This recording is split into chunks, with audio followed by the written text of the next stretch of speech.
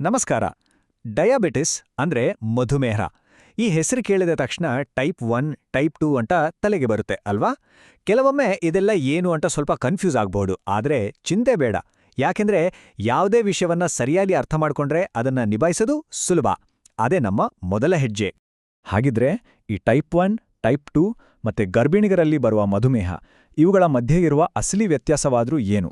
ಬನ್ನಿ ಇವತ್ತೀ ಪ್ರಶ್ನೆಗೆ ಉತ್ತರ ಹುಡ್ಕೋಣ. ಸರಿ, ಈ ಇಡೀ ವಿಷಯವನ್ನು ನಾವು ಒಂದು 5 ಭಾಗಗಳಲ್ಲಿ ಸರಳವಾಗಿ ಅರ್ಥ ಮಾಡ್ಕೊಳ್ಳೋಣ. ಮೊದಲು ಮಧುಮೇಹ ಅಂದ್ರೆ ಏನು ಅಂತ ಶುರು ಮಾಡೋಣ. ಆಮೇಲೆ ಅದರ ಮುಖ್ಯ ವಿಧಗಳು ಯಾವುವು, ಅದನ್ನ ಹೇಗೆ ಡಯಾಗ್ನೋಸ್ ಮಾಡ್ತಾರೆ, ತಡೆಗಟ್ಟೋದು ಮತ್ತೆ ಮ್ಯಾನೇಜ್ ಮಾಡೋದು ಹೇಗೆ, ಹಾಗೆ ಕೊನೆಗೆ ಎಕ್ಸ್ಪರ್ಟ್ ಸಲಹೆ ಯಾಕಷ್ಟು ಮುಖ್ಯ ಅನ್ನೋದನ್ನ ಒಂದೊಂದಾಗಿ ನೋಡ್ತಾ ಹೋಗೋಣ. ಸರಿ, ಹಾಗಾದ್ರೆ ನೇರವಾಗಿ ವಿಷಯಕ್ಕೆ ಬರೋಣ.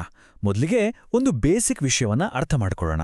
ನಮ್ಮ ದೇಹಕ್ಕೆ ಶಕ್ತಿ ಎಲ್ಲಿಂದ ಸಿಗುತ್ತೆ, ಅದು ಆ ಶಕ್ತಿಯನ್ನ ಹೇಗೆ ಬಳಸ್ಕೊಳ್ಳುತ್ತೆ, ಮತ್ತೆ ಈ ಮಧುಮೇಹ ಅನ್ನೋದು ಈ ಇಡೀ ಪ್ರಕ್ರಿಯೆ ಮೇಲೆ ಹೇಗೆ ಪರಿಣಾಮ ಬೀರುತ್ತೆ ಅಂತ ನೋಡೋಣ. ನೋಡಿ, ಮಧುಮೇಹ ಅಂದ್ರೆ ಏನು ಅಂತ ಅರ್ಥ ಮಾಡ್ಕೊಳ್ಳೋಕ್ಕೆ ಒಂದು ಸಿಂಪಲ್ ಅನಾಲಜಿ ಇದೆ. ಇನ್ಸುಲಿನ್ ಅನ್ನೋದನ್ನ ಒಂದು ಕೀಲಿ ಅಂತ ಅಂದ್ಕೊಳ್ಳಿ. ನಮ್ಮ ದೇಹದ ಕೋಶಗಳು ಅಂದ್ರೆ ಸೆಲ್ಸ್ ಇದೆಯಲ್ಲ, ಅದಕ್ಕೆ ಶಕ್ತಿ ಬೇಕು. ಆ ಶಕ್ತಿ ಸಿಗೋದು ನಾವು ತಿನ್ನೋ ಆಹಾರದಲ್ಲಿರೋ ಸಕ್ಕರೆಯಿಂದ. ಆದ್ರೆ ಈ ಸಕ್ಕರೆ ನೇರವಾಗಿ ಸೆಲ್ಸ್ ಒಳಗೆ ಹೋಗೋಕ್ಕಾಗಲ್ಲ. ಅದಕ್ಕೆ ಇನ್ಸುಲಿನ್ ಅನ್ನೋ ಕೀಲಿ ಬೇಕು. ಈ ಕೀಲಿ ಸೆಲ್ಸ್ನ ಡೋರ್ ಓಪನ್ ಮಾಡಿದಾಗ ಮಾತ್ರ ಸಕ್ಕರೆ ಒಳಗೆ ಹೋಗಿ ಶಕ್ತಿಯಾಗಿ ಬದಲಾಗುತ್ತೆ.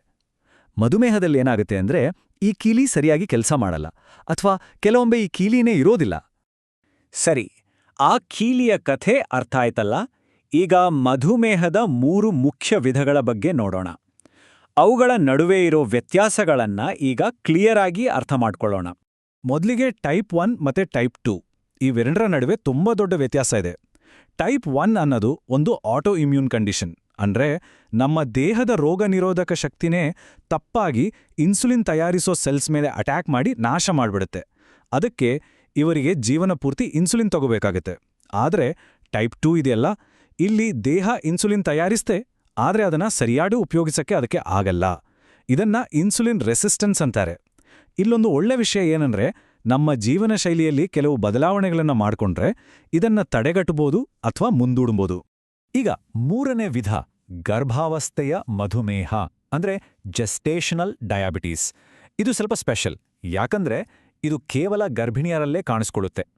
ಗರ್ಭಾವಸ್ಥೆಯಲ್ಲಿ ಪ್ಲಾಸೆಂಟಾದಿಂದ ಅಂದ್ರೆ ಜರಾಯುವಿನಿಂದ ಬರುವ ಕೆಲವು ಹಾರ್ಮೋನುಗಳು ಇನ್ಸುಲಿನ್ ಕೆಲಸಕ್ಕೆ ಅಡ್ಡಿಪಡಿಸ್ತವೆ. ಅಧಿಕ ತೂಕ, 25 ವರ್ಷಕ್ಕಿಂತ ಜಾಸ್ತಿ ವಯಸ್ಸು ಅಥವಾ ಫ್ಯಾಮಿಲಿ ಹಿಸ್ಟ್ರಿ ಇದ್ರೆ ಇದರ ರಿಸ್ಕ್ ಜಾಸ್ತಿ. ಇದರಿಂದ ಮಗುವಿನ ತೂಕ ಜಾಸ್ತಿಯಾಗೋ ಸಾಧ್ಯತೆ ಇರುತ್ತೆ. ಹಾಗೆ ಆ ತಾಯಿಗೆ ಮುಂದೆ ಟೈಪ್ 2 ಡಯಾಬಿಟೀಸ್ ಬರೋ ರಿಸ್ಕ್ ಕೂಡ ಹೆಚ್ಚಾಗುತ್ತೆ. ಆದ್ರೆ ಒಳ್ಳೆ ವಿಷಯ ಏನಂದ್ರೆ ಇದನ್ನ ಸರಿಯಾದ ಮಾನಿಟರಿಂಗ್ ಮತ್ತೆ ಡಯಟ್ನಿಂದ ಕಂಟ್ರೋಲ್ ಮಾಡಬಹುದು. ಹಾಗೆ ಹೆರಿಗೆ ಆದ್ಮೇಲೆ ಸಾಮಾನ್ಯವಾಗಿ ಇದು ತಾನಾಗೆ ಸರಿ ಹೋಗುತ್ತೆ. ಓಕೆ, ಈಗ ಈ 3 ವಿಧಗಳ ಬಗ್ಗೆ ಒಂದು ಐಡಿಯಾ ಬಂತು. ಆದ್ರೆ ಒಬ್ಬರಿಗೆ ಮಧುಮೇಹ ಇದೆ ಅಂತ ಡಾಕ್ಟರ್ಸ್ ಹೇಗೆ ಖಚಿತಪಡಿಸ್ತಾರೆ, ಅದಕ್ಕೆ ಬ್ಲಡ್ ಟೆಸ್ಟ್ಸ್ ಹೇಗೆ ಹೆಲ್ಪ್ ಮಾಡುತ್ತೆ ಅನ್ನೋದನ್ನ ಈಗ ನೋಡೋಣ. ಮಧುಮೇಹವನ್ನು ಪತ್ತೆ ಹಚ್ಚೋಕೆ ಮುಖ್ಯವಾಗಿ 3 ಪರೀಕ್ಷೆಗಳಿವೆ. ಮೊದಲನೆಯದು A1C ಟೆಸ್ಟ್. ಇದು ಸುಮಾರು 3 ತಿಂಗಳ ಆವರೇಜ್ ಬ್ಲಡ್ ಶುಗರ್ ಲೆವೆಲ್ ತೋರಿಸುತ್ತೆ. ಇನ್ನೊಂದು ಫಾಸ್ಟಿಂಗ್ ಬ್ಲಡ್ ಶುಗರ್, ಅಂದ್ರೆ ರಾತ್ರಿ ಊಟದ ನಂತರ ಬೆಳಗ್ಗೆ ಏನೂ ತಿಂದದೇ ಮಾಡುವ ಪರೀಕ್ಷೆ. ಮೂರನೆಯದು ಗ್ಲೂಕೋಸ್ ಟಾಲರೆನ್ಸ್ ಟೆಸ್ಟ್. ಇದರಲ್ಲಿ ಗ್ಲೂಕೋಸ್ ಕುಡಿದ 2 ಗಂಟೆಗಳ ನಂತರ ಶುಗರ್ ಲೆವೆಲ್ ಚೆಕ್ ಮಾಡ್ತಾರೆ. ಸ್ಕ್ರೀನ್ ಮೇಲೆ ಕಾಣ್ತಾ ಇರೋ ಈ ನಂಬರ್ಗಳು ಮಧುಮೇಹ ಇದೆಯಾ ಇಲ್ವಾ ಅಂತ ಡಾಕ್ಟರ್ಸ್ಗೆ ಒಂದು ಸ್ಪಷ್ಟ ಚಿತ್ರಣ ಕೊಡುತ್ತೆ. ಇಲ್ಲಿಯವರೆಗೂ ನಾವು ಮಧುಮೇಹ ಅಂದ್ರೆ ಏನು, ಅದರ ವಿಧಗಳೇನು, ಹೇಗೆ ಪತ್ತೆ ಹಚ್ತಾರೆ ಅಂತ ನೋಡಿದ್ವಿ. ಈಗ ಬಹುಶಃ ಎಲ್ಲಕ್ಕಿಂತ ಮುಖ್ಯವಾದ ವಿಷಯಕ್ಕೆ ಬರೋಣ.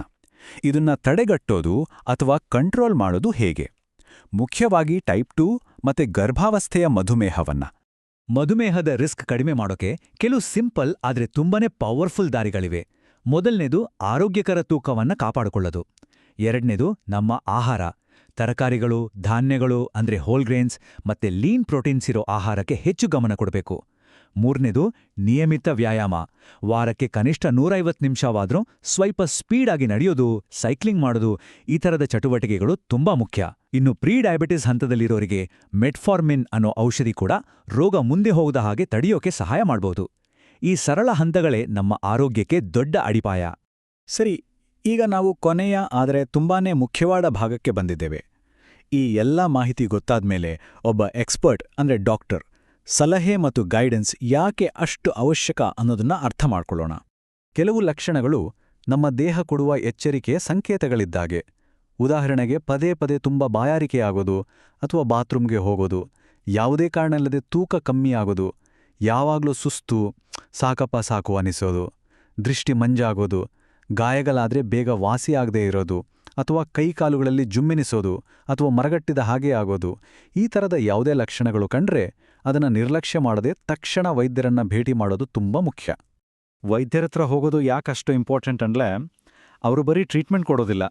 ದಶಕಗಳ ಅನುಭವ ಇರೋ ಟೀಮ್ಸ್ ಹತ್ರ ಹೋದಾಗ ಅವರು ಸಂಪೂರ್ಣ ಆರೈಕೆ ಮಾಡ್ತಾರೆ. ಅವರ ಅನುಭವ, ಅವರ ಸಪೋರ್ಟ್ ಇವೆಲ್ಲ ಸೇರಿ ನಮ್ಮ ಚೇತರಿಕೆಯ ಹಾದಿಯನ್ನ ಸೇಫಾಗಿ, ಸ್ಮೂತಾಗಿ ಮತ್ತು ಯಾವುದೇ ಟೆನ್ಷನ್ ಇಲ್ದಾಗೆ ನೋಡ್ಕೊಳ್ಳುತ್ತೆ.